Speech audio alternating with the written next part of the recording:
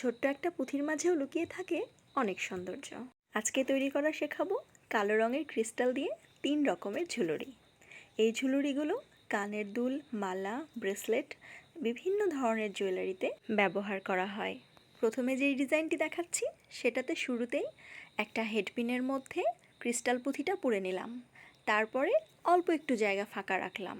ফাঁকা রাখার কারণ হচ্ছে ওই জায়গাটা নোজ প্লাস দিয়ে মুড়ে দেব। মোড়ানো শেষ হয়ে গেলে এই হেডপিনটার গোড়ার অংশটা নোজ প্লাস দিয়ে চেপে একটু সামান্য সোজা করে দিব, কেননা মোড়াতে গেলে এই গোড়াটা বাঁকা হয়ে যায়। এই যে সুন্দরভাবে তৈরি হয়ে গেল প্রথম ডিজাইনটি। এবার আসি দ্বিতীয় ডিজাইনে। এবারও সেম সেই রকম হেডপিনের মধ্যে পুঁথিটা পুরে নিলাম। এরপরে একটু গোড়া থেকে বাঁকিয়ে দিলাম। প্রথমটা কিন্তু বাঁকাইনি, কিন্তু এইটা একটু বাঁকিয়ে দিয়েছি, তোমরা ভিডিওতে দেখতে পাচ্ছ। বাঁকিয়ে দেওয়ার পরে বাকি অংশটা মুড়ে দিয়েছি। এবার আসি 3 নম্বর ডিজাইন। 3 নম্বর ডিজাইনেও হেডপিনটা পুঁথির মধ্যে ঢুকিয়ে নিয়ে এবার আর কাটাকাটি নয়, সোজা একটু মুড়ে নিয়েছি। ভিডিওটা ভালো মতো দেখো, সোজা একটু বেশ কয়েকবার মুড়ে নিচ্ছি।